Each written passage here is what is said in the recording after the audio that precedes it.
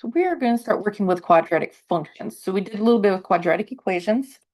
So if you remember, when we were looking at quadratic equations, we were looking at equations of this form: ax squared plus bx plus c equals 0.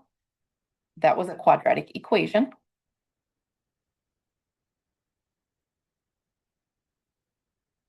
And we said this was in standard form.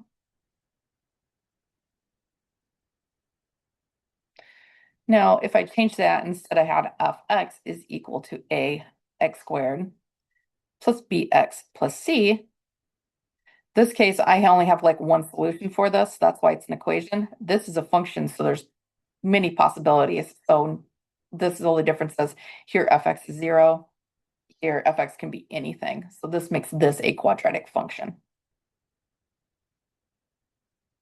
So the difference between the two is that the quadratic function, for the most part, has really like two variables in it. I could keep changing that x and I keep getting different y's. The equation, I pretty much got one variable here. I can't change x and get different zeros. I just have to figure out what x's give me 0.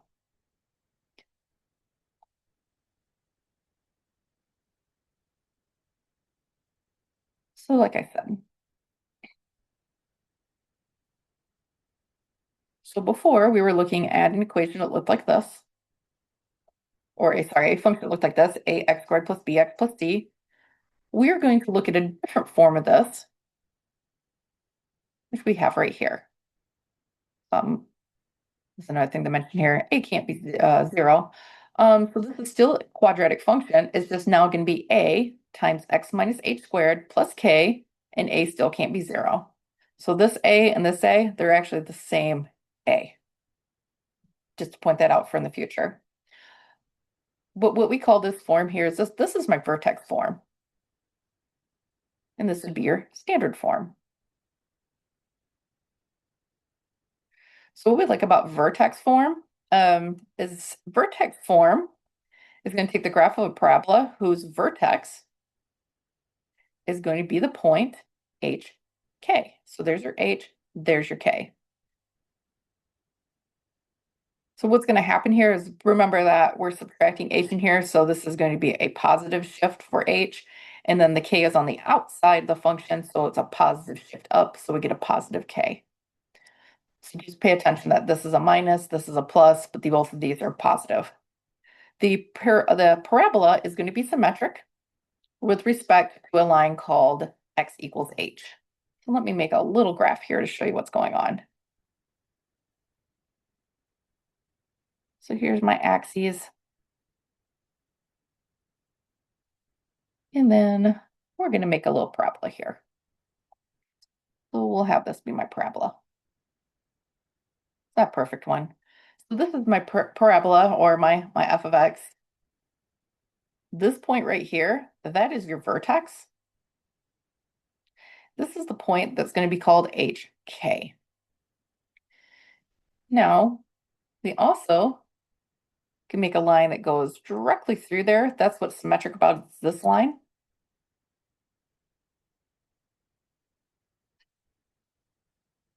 So because this is h, that's my x value, that means where I intersect here is at h. So this line is x equals h. Another name that we have for this is we call this an axis of symmetry.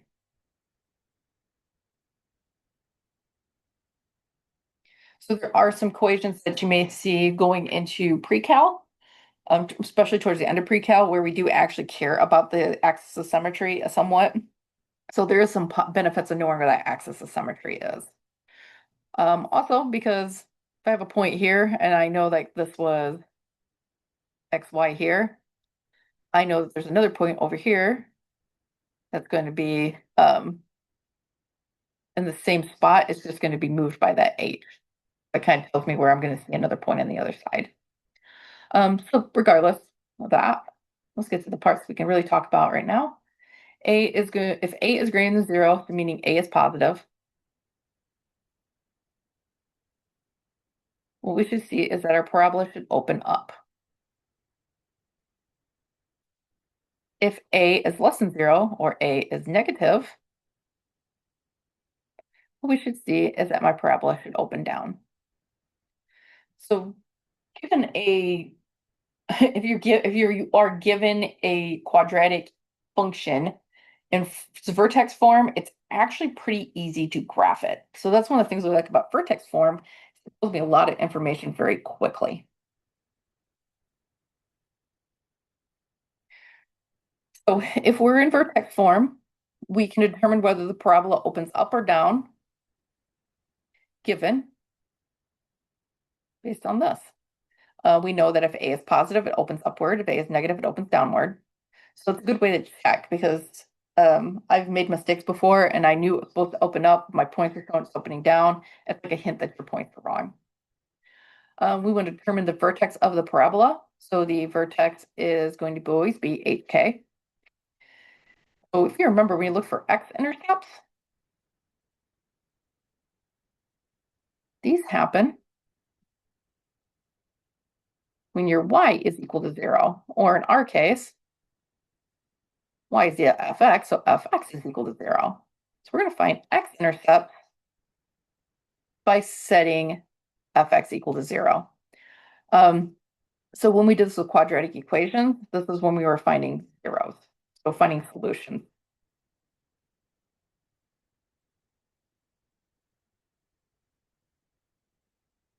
So even though we're talking about functions, this part is finding a solution to a quadratic equation. So that's not anything new for us. When we wanted y-intercepts happen when f is equal to 0. So we'll find our y-intercept by just computing f is equal to 0. Then it's possible, because sometimes you don't find x-intercepts, if we only have like a vertex and a y-intercept, it may be necessary to find some additional points. But usually if you have some x-intercepts, you're not going to really need to find any more points. So here we got fx is equal to negative, parentheses, x minus 1 squared plus 4. I gotta move something here. So remember, the generic form of this is fx is going to be equal to a x minus h squared plus k. So our vertex, we know is supposed to be hk. So we just need to make sure we label what everything is. So this here, this is the very front of my function. This is my a. So a is going to be negative 1. Right here, we got x minus h, we got x minus 1. So my h is here, so my h is going to be the 1.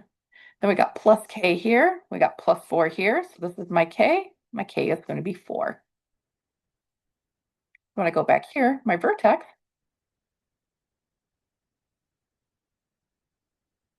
make my lines a little thicker here.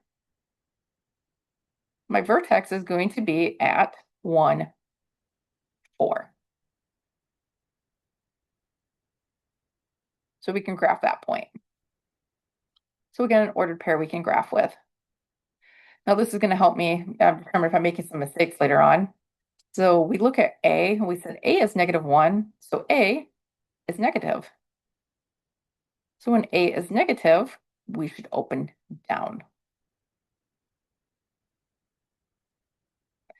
So we said the y-intercepts, these happen when your x is equal to 0, so I need to find f of 0. Well, that will be negative 0 minus 1 squared plus 4, which will be negative 1 squared plus 4, which will be negative 1 plus 4, which will be 3. So this will be a point where x is 0 and y is 3. So that'll be that point right there. So let me label these points. This is 1, 4. This is my 0, 3. Now we just need those x-intercepts. The x-intercepts are going to take us a little more work. So x-intercepts, these happen when y is equal to 0, which is my f of x is equal to 0. So I need to find negative x minus 1 squared plus 4 equals 0. So you actually do know how to solve this because you've done this before. So let me make a little spot over here, show you what we're going to do. So I'm making yellow so we can see it. So I'm going to take negative x minus 1 squared plus 4. And what I want to do is I want to expand it. I want to make it look like a x squared plus bx plus c. So we're going to expand this x minus 1, x minus 1. So we're going to end up with an x squared minus 2x plus 1 plus 4 equals 0. If we expand the x minus 1 times x minus 1. If I distribute, I get negative x squared plus 2x minus 1 oops, plus 4 equals 0. Or I get negative x squared plus 2x minus plus 3 equals 0.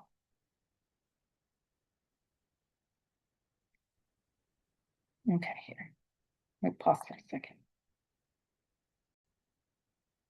Okay, so we can use like an AC method on this because we know this is a -1 here on the x squared. So my AC is going to be -1 times 3 or -3. So two numbers I'll add together get -3 would be, let me see, what did I use?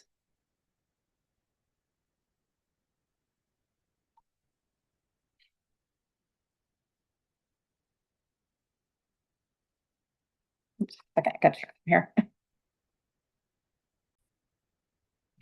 Negative got me a little thrown off there. So what we need is we need two factors of -3 that add up to +2. So we could use 3 minus 1 would be equal to 2. So AC method will just be negative x squared minus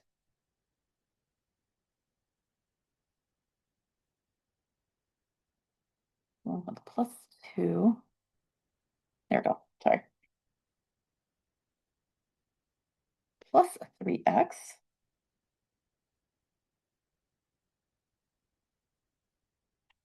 minus 1. Yep, there we go. And then we're going to have the plus 3 equals 0. So if I factor out my negative x here, then I'm going to have a x minus 3. And if I factor out a -1 here, then I'm going to get an x minus 3. So I end up with a negative x minus 1 times a positive x plus minus 3 equals 0. So if we set each one of those factors equal to 0,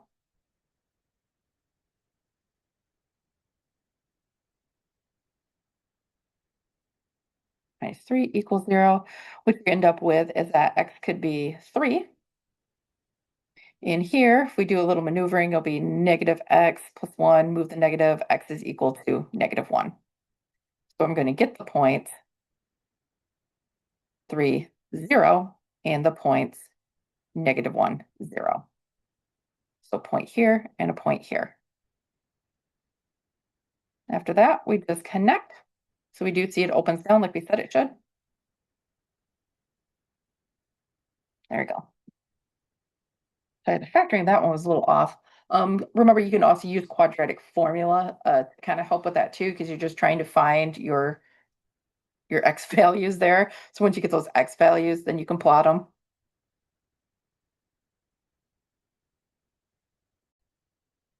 So take a moment with this one. Remember, the generic form is this. So the vertex would be HK. So be careful when you the signs change. This is a -8 and a positive K. Now you got a positive and then a negative here. So take a moment to think about how that's going to translate into your vertex. And then finish up your problem.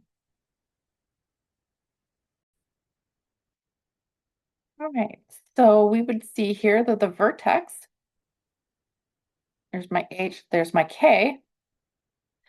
So remember here, we get negative h gives me h. Well, I got a positive 5, so that means h would be negative 5. So sign changes on this one. Then we look at k. Let me make a little spot there so we can see that a little better. H will be negative 5 because then that would make sure that, like I said, this is negative h here. So sign changes between this and this.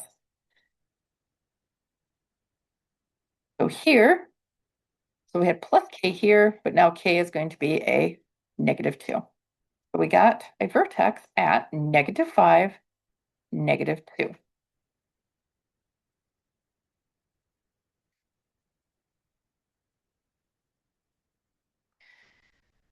Move something here. Then it's going to open up or open down. So this here is my A. So A is 2, and that is positive, so we should open up. So now we have an idea what this would look like. Y-intercepts, those happen when x is 0. So we just have 2 times 0 plus 5 squared minus 2. So that's going to be 2 times 5 squared minus 2. So this one we're not going to be able to put on the graph. So this is sometimes what we have to put for extra points, because that's going to be 25 minus 2. So we're going to have 50 minus 2, or we're going to have 48. So we know it's way up here somewhere. So this I can't graph. If I had bigger axes, I could. But still, we like to know that point because there's other things we get on knowing y and y-intercepts and x-intercepts. So x-intercepts, we'll have to make a little spot over here again because we're going to have to solve again. So here, remember, this is where fx is equal to 0. So that means that polynomial, our quadratic, is now set equal to 0 because my y is 0. So if I expand this one's a little easier to factor than the last one. We're going to get 2 times x squared plus 10x plus 25 minus the 2 equals 0. So if I distribute, I have 2x squared plus 20x plus 50 minus 2 equals 0. We get 2x squared plus 20x plus 48 equals 0. So everything's divisible by 2, so I can pull out a 2. I have 2 times x squared plus 10x plus 24 equals 0. So I need two numbers that multiply to give me 24 and add to give me 10. And those are going to be 6 and 4. We see here, because we don't care about the 2 so much, we want everything with the x. So either the x plus 6 equals 0 or the x plus 4 equals 0. So x is either negative 6 or x is negative 4. So my intercepts are going to be the points negative 6 is 0 and negative 4 is 0. So that's still enough. As long as I got sort of like 2 points on each side of the vertex, that's pretty much more than enough that I can graph this.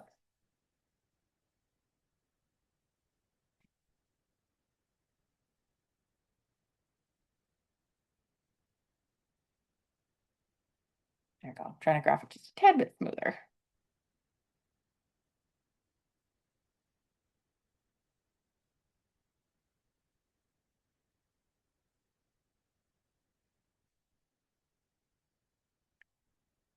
Okay, so let's say we're given a quadratic function in this form. So consider the parabola defined by fx is equal to ax squared plus bx plus c. So if we have this, how do I find my vertex? So we have to use something called completing the square to find this vertex. So I'm not going to make it through completing the square because there's a lot of ways around it. What's going to come down to is that when you find that vertex, the h component is just going to be equal to minus b over 2a. And the k, so the other component of it, is just going to be the function value at negative b over 2a. So basically, we're finding x and we're plugging it in to find y. So as you said, when we're trying to find that vertex, the x-coordinate is just going to be negative b over 2a. The y-coordinate is found by substituting the x-coordinate into the parabola equation and evaluating the function value at that x.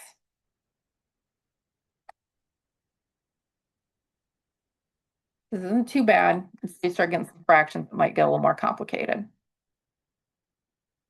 Okay. So we're going to graph fx equals ax squared plus bx plus c. So we want this form. So we're going to determine whether the parabola opens up or opens down once again, because remember I said this a is the same as the one of the vertex form a. So if a is still positive, we open up. If a is still negative, we open down. Then we're going to determine the vertex by finding the x component, which is negative b over 2a. Plug it back into the function to get the y component of the vertex. Then we're going to find any x-intercepts by solving fx equals 0, and then find real solutions to ax squared plus bx plus c equals 0 for that intercept. And there should be in here, you're going to find a y-intercept. X-intercepts are more important. If we need that y-intercept, we just do that by finding f of 0.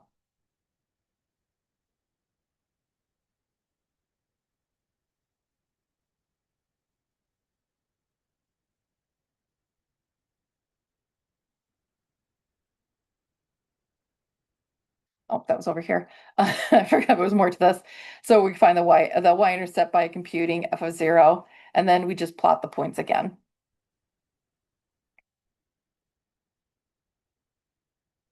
So here we got negative x squared plus 4x plus 1. All right, so we want to find the vertex of this. So the vertex, you remember, is now going to be, instead of just hk, well, we know that h is just be negative b over 2a, and k is going to be the function value at negative b over 2a. So when we find h, we just want negative b over 2a. So remember, ax squared plus bx plus c. So what we see here,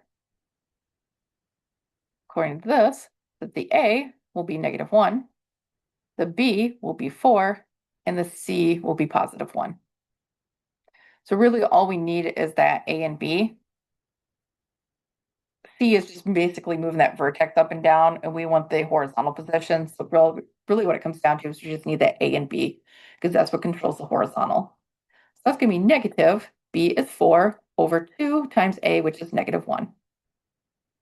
So that's going to be negative 4 over negative 2, or negative and a negative is going to cancel out. So we're just left with 4 over 2, which is just 2.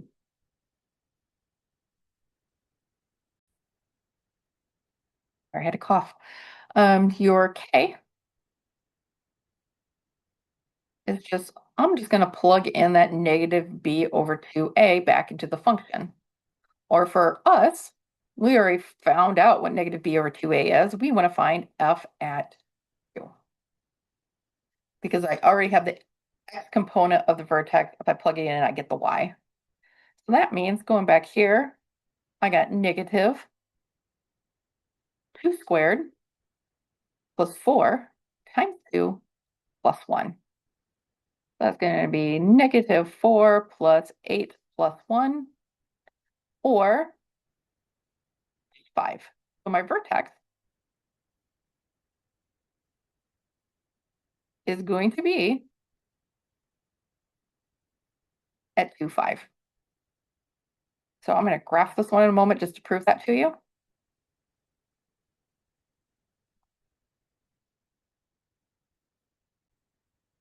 All right, so we can see here, got the function, negative x squared plus 4x plus 1. And we see that the vertex is right here at 2. Let me look over here, 2, 5.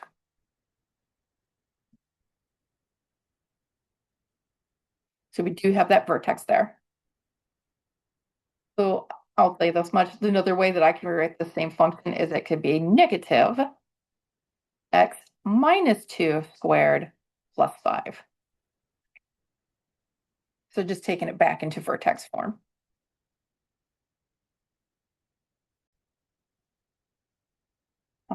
So we did see what the graph of this will look like, same function. So we already found out the vertex. Let's do 5. Now we just have to figure out just a few other things. So remember, this here is my A. My A was -1. So A equals -1, which is less than 0. So we know that this is going to open down. We just saw that from the graph as well. Now, if I want my y-intercept, that means that I need to find f of 0, which will be negative 0 squared plus 4 times 0 plus 1. And as we see, it's just going to leave me with 1. So it's going to be at a point 0, 1.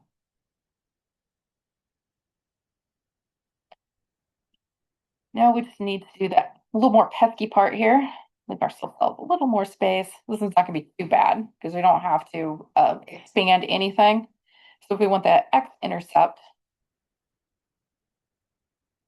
what I need to do is I need to set fx equal to 0. So I'm going to have 0 is equal to negative x squared plus 4x plus 1. So I'm just replacing y with 0. So I have something I basically have to factor here. Or we can use quadratic formula. Okay.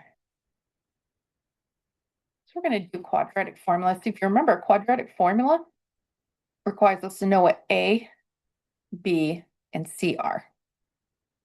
And so the form x is going to be equal to minus b plus or minus the square root of b squared minus 4ac divided by 2a.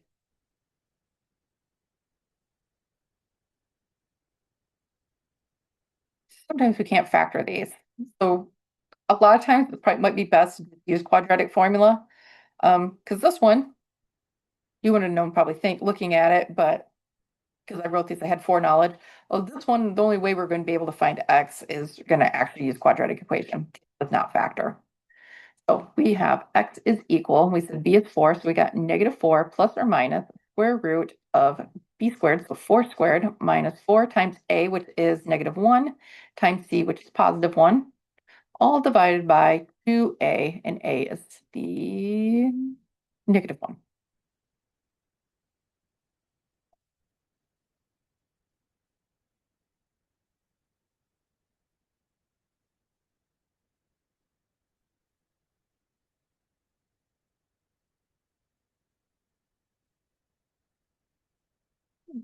I got to check real quick.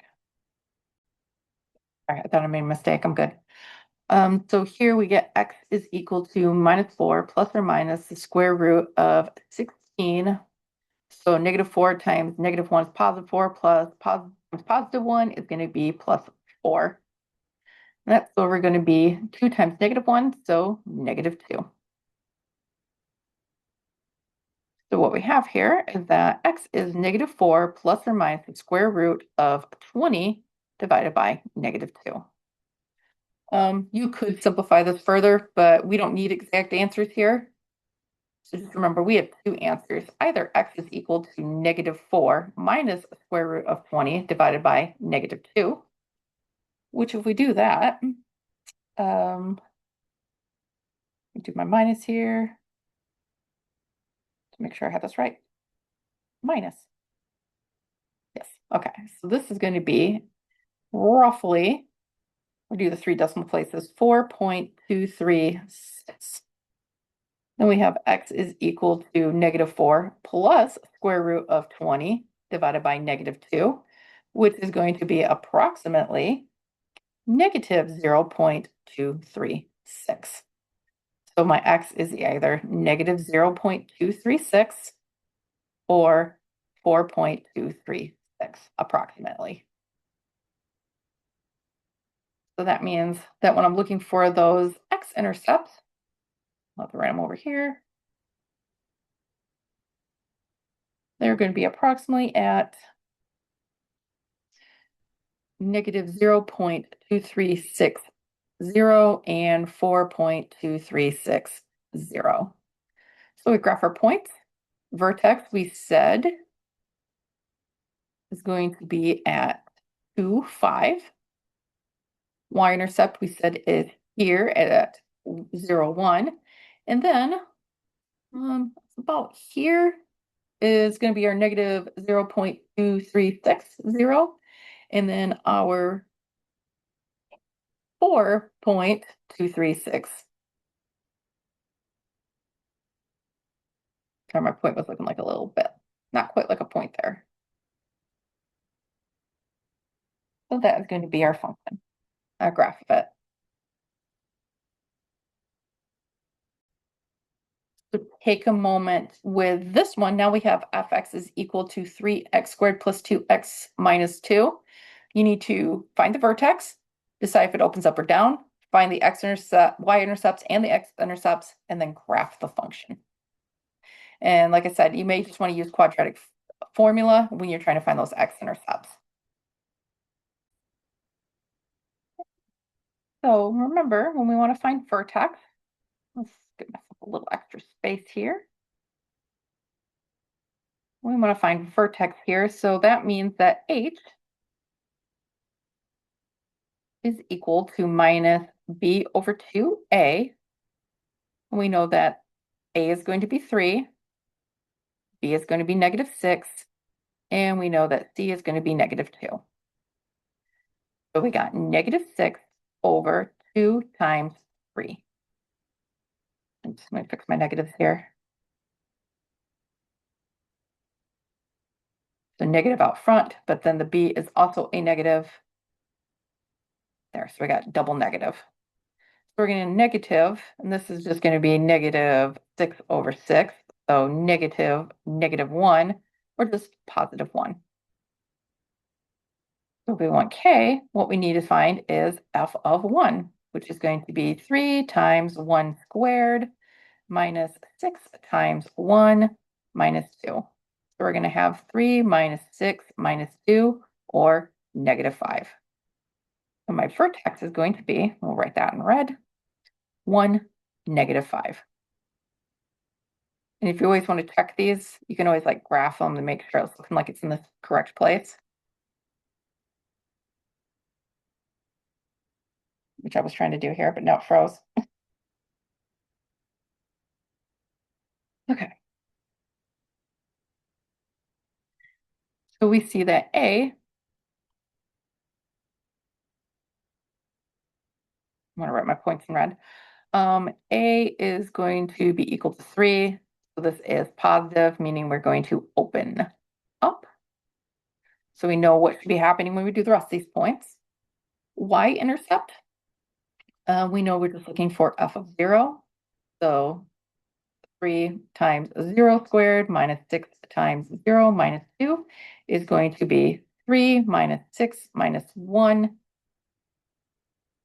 which is going to be negative 2. Sorry. I was looking back at my other problem. It's going to be 0 minus 0 minus 2, or negative 2. I was looking at here with the ones. I don't know why I repeated that. So this is going to be at negative 2, 0.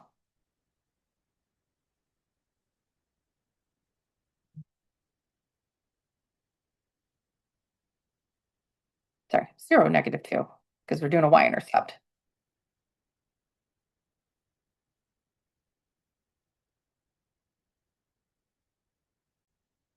X-intercept is going to be the one that's going to take a lot of time for us, so we're going to put it over here. So remember, we're just taking the polynomial function, but now that can be a function anymore because it's going to be equal to 0, because we're finding f of x equals 0. So what we're going to have here, we know a is 3, we know b is negative 6, and we know c is negative 2. So quadratic formula says minus b plus or minus square root of b squared minus 4ac.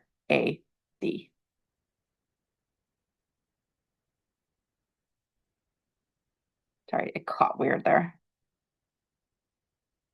Over 2a. So we're going to have, we got b is a -6, so a -6, so +6 plus or minus. So be careful here because remembering you're taking a -6 and you're squaring it. So this should become positive. -4 times 3, which is my a, and -2, which is my c. Divided by 2a, which is 2 times 3. Plus 6 plus or minus squared is going to be 36. That's going to be 1224, I think. Let me see, we got 4 times 3 times 2. So we got a negative and negative. This part here, 4 times 3, -4 times 3 times -2 should be a positive 24 over 6. So x is 6 plus or minus the square root of 50, which, oh, square root of 60, actually.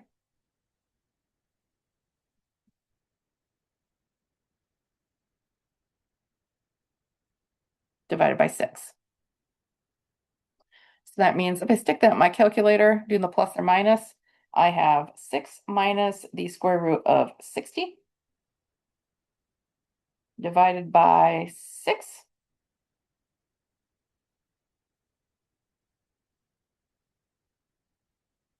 So we're going to end up with approximately 1 point is negative 0.291. Then if we do 6 plus square root of 60 divided by 6, then we're going to get another point that is going to be 2.291. So x-intercepts negative 0.2. Sorry, it's having a bit of a glitch here. 291 and 2, oops, 0. It's so long. And 2.291. So that's going to be approximately here and approximately here.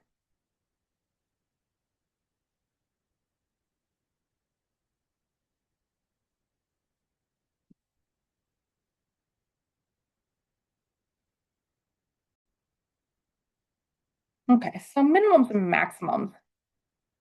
We had talked about this before. So if you have a parabola, you're going to have either a minimum or you're going to have a maximum.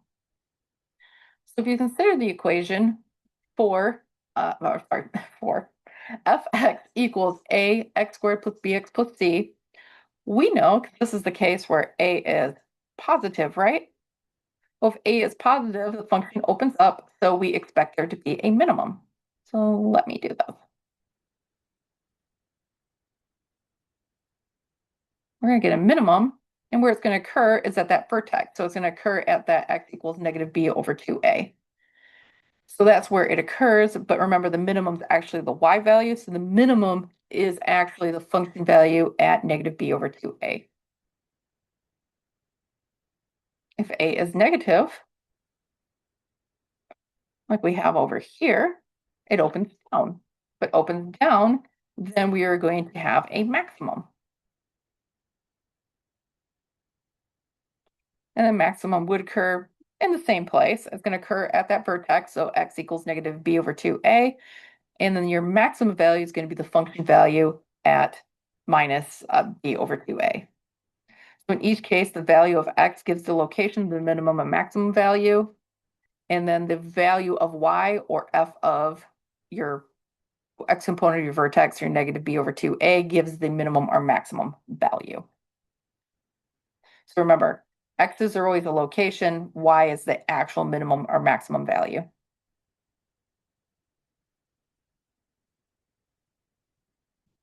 So consider the equation f of x is equal to 4x squared minus 16x plus 1,000. We want to determine without graphing whether the function has minimum or maximum value. Well, that's pretty easy. We see that A is 4. So if A is 4, A is positive, which means we open. We're not really graphing here, but we know it's going to look like this. It's kind of a hint. That means that we are expecting a minimum value. So we want to determine the value of that extrema. So in case I didn't say extrema before, extrema means minimum or a maximum. So it's a way of saying we have a minimum and maximum without my telling you which it is. We just call them extrema. Okay, so we know how to do this. So that's A. We know that B is going to be negative 15, and we don't need to know what D is because we just need A and B. So we know the X component of that extrema is going to be the same as your H, which is going to be negative B over 2A. So our case, A negative, our B is negative 16, so negative 16 over 2, and our A is the 4.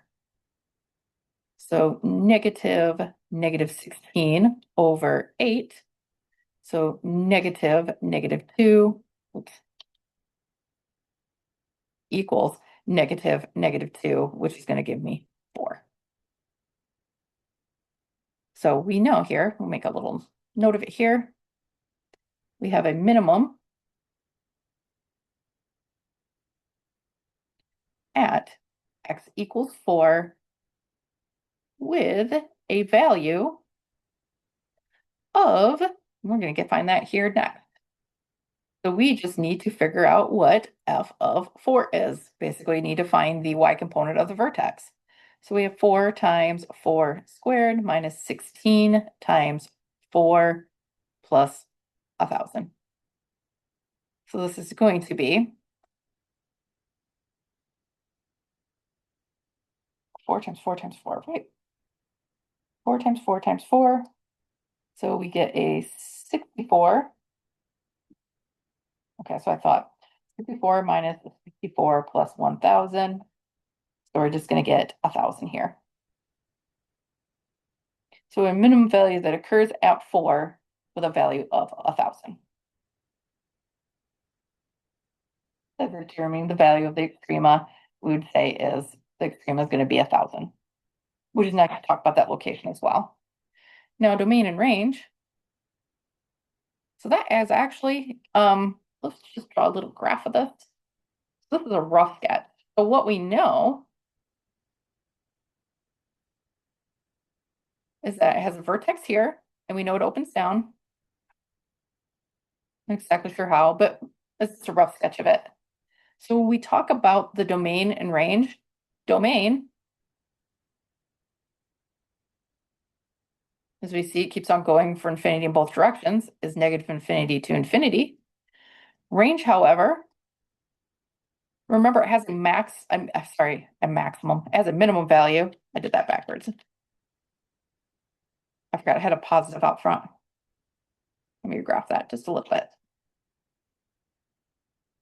I'm messing my scaling. Sorry, it's a point like this, and we know it opens up because we said it's A is positive. So we know that once again, the domain is negative infinity to infinity, but that range, we have a minimum value at 1,000. So at the bottom, it's at 1,000. And then it grows from there. So actually, without even graphing it, I could tell you what the domain and range is because once I know I have a minimum at 1,000, that tells me that the minimum on my range is 1,000. If my maximum was 200, then my range would max out at 200.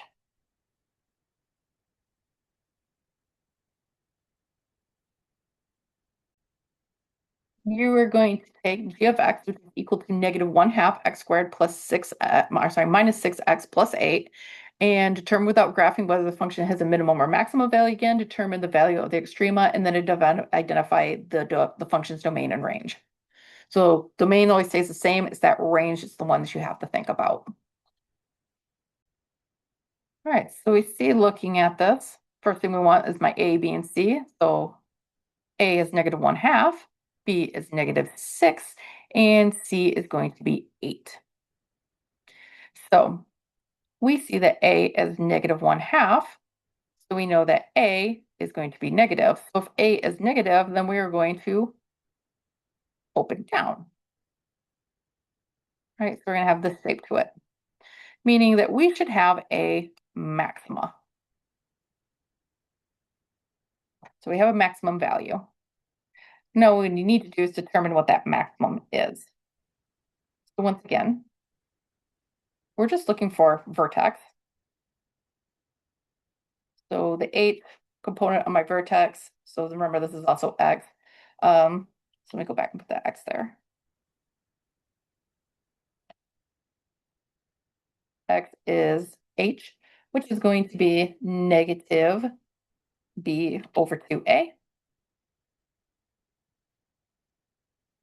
So we get negative -6 over 2 times -1/2. Make that a little clearer looking.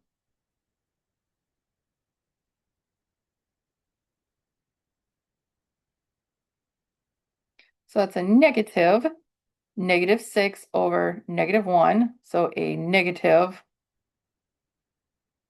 times a +6, so back to a -6.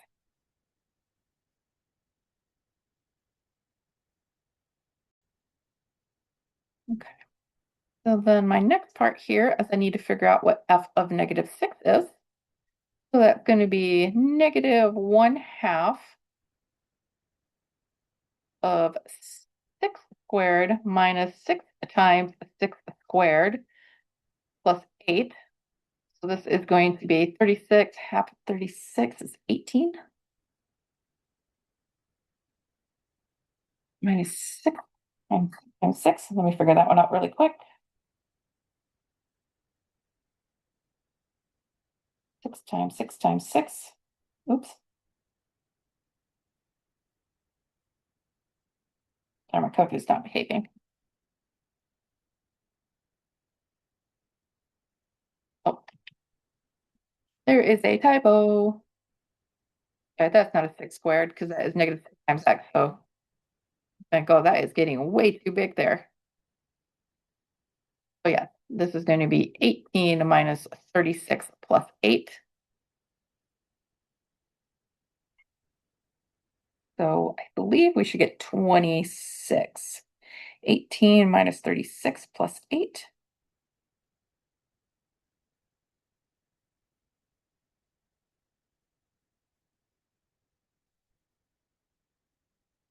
Let me go double check that.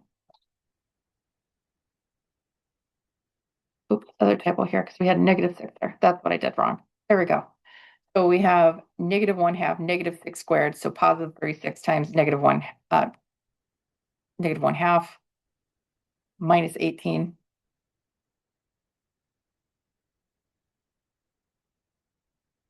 There we go. That's what it should be.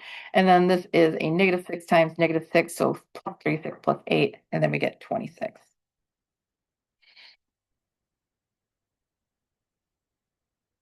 So we got a minimum, oh, maximum, that's what I was sort of said, a maximum at x equals -6 of, or we'll say, and the maximum is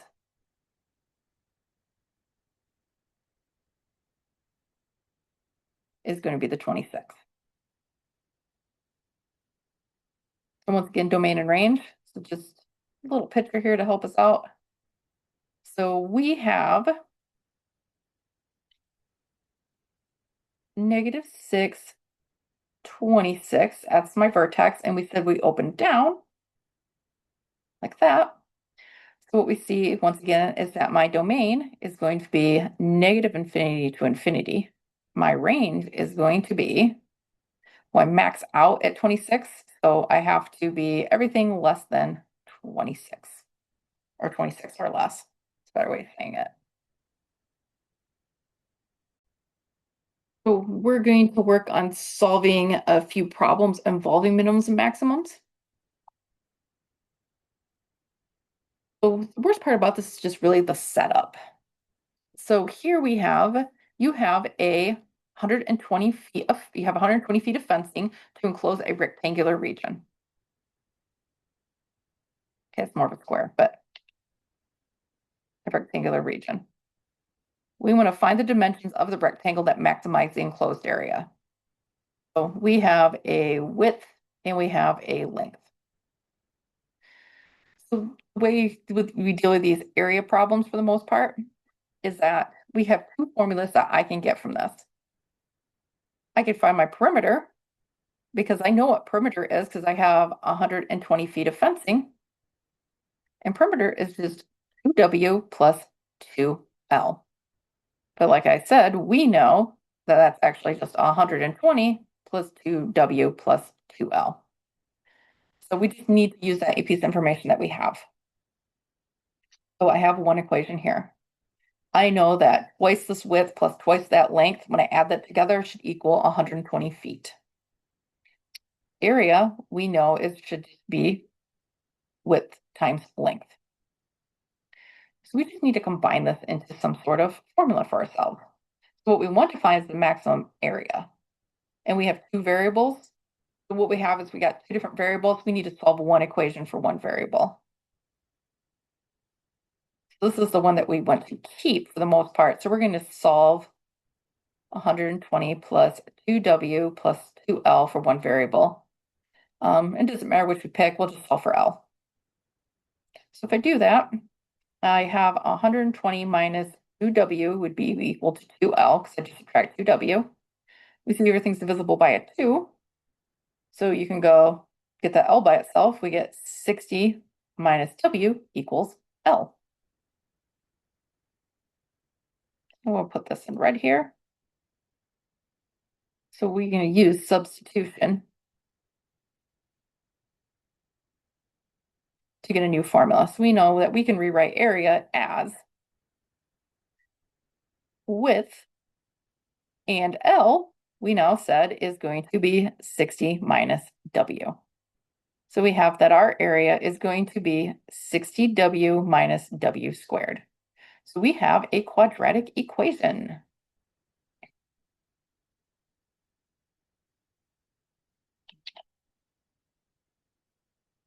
Rewrite that one more time.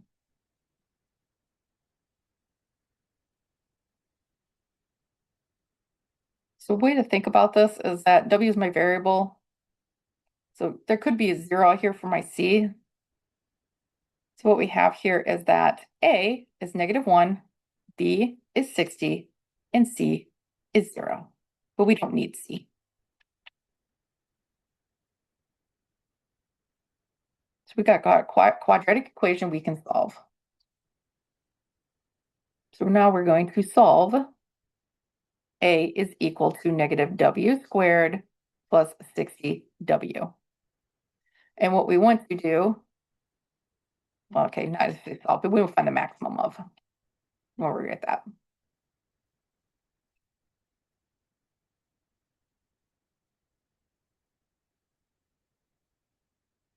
Of A equals minus W squared plus 60W.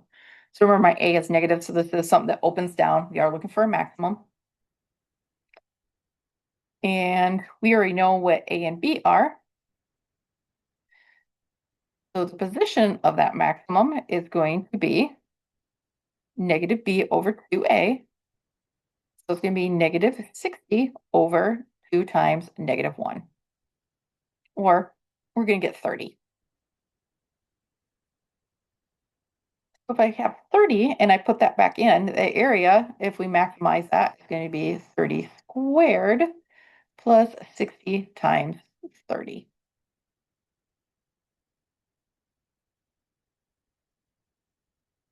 So we're going to have a 30 times 30. Remember, that's a negative there, so this is going to be negative 900 plus times 30 is going to be 1800, leaving us with 900. So my maximum area, because we're in feet, is going to be 900 square feet.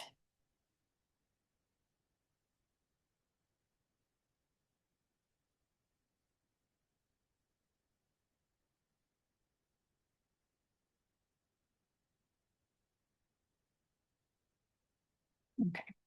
So the dimensions that we got for that, so remember this, that's not really x. But remember, our variable is not x, it's w. So really is the w that equals 30. So we have that the width was 30. So if we go back, we can figure out what the length is because we know that 120 minus 2w plus 2l is the equation that we have for perimeter. So if I just replace that w with a 30, and we just solve for L,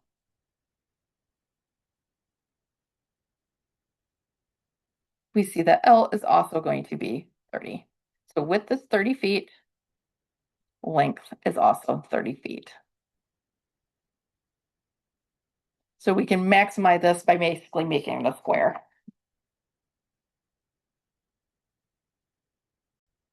So this just requires a little thinking. So you have similar situation. You have 120 square feet of fencing enclosing a rectangular region. However, one side, the one side of the enclosure is against an already existing fence.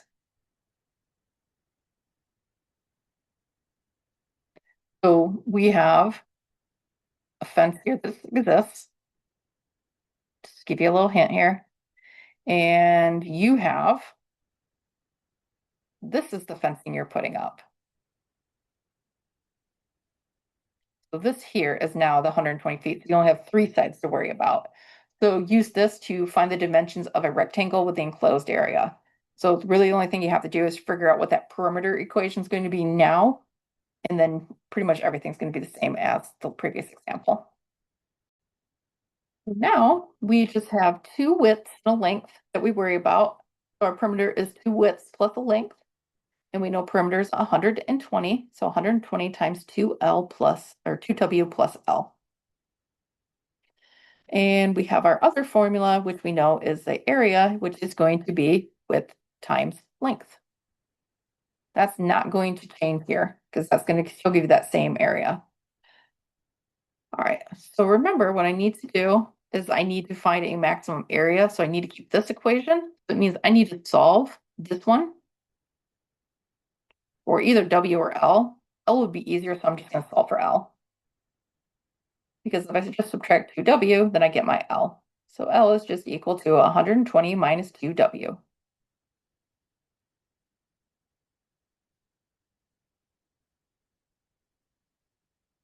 So we want we don't want like 3 variables here. So we need to change this L so it's in terms of W. We're going to substitute L. And what we can substitute L with is this scenario as the perimeter part, which is 120 feet minus 2W. So A in this case is going to be 120W minus 2W squared.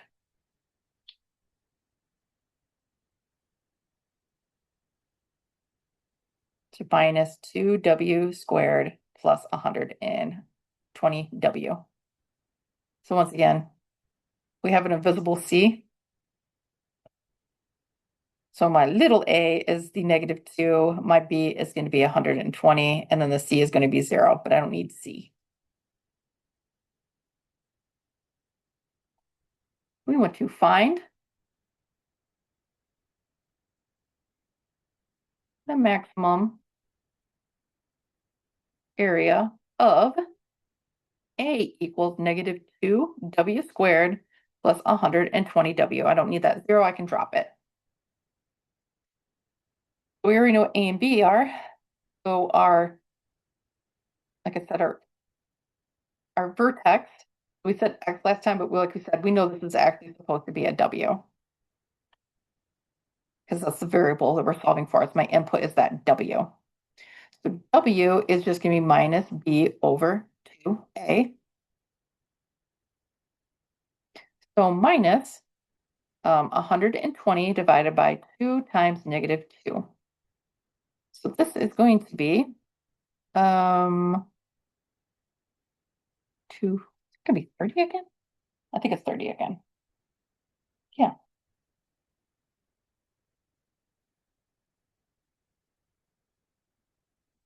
So we're going to get 30 again. So that means when I want to figure out the area, so that's my Y. So like I said, this is the X, this is the Y. We just plug that 30 back into the equation, so we get -2 times 30 squared. My W disappeared here. All right, had someone at my door. And then 120 times 30. So we know this is going to be -2 times 900 plus 20 times 30.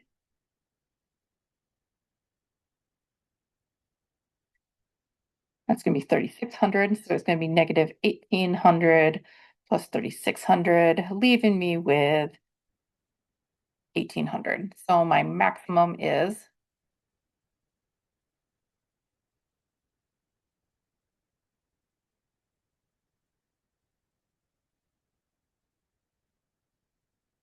100, or sorry, 1,800 square feet. We know that the width, at least, was 30 feet. So if we go back to this equation here, we can figure out what length is. The length is 120 minus 2 times 30. So it's 120 plus, minus, sorry, minus 60. So it's going to be a 60 here. So with a 30 feet and a length of 60 feet.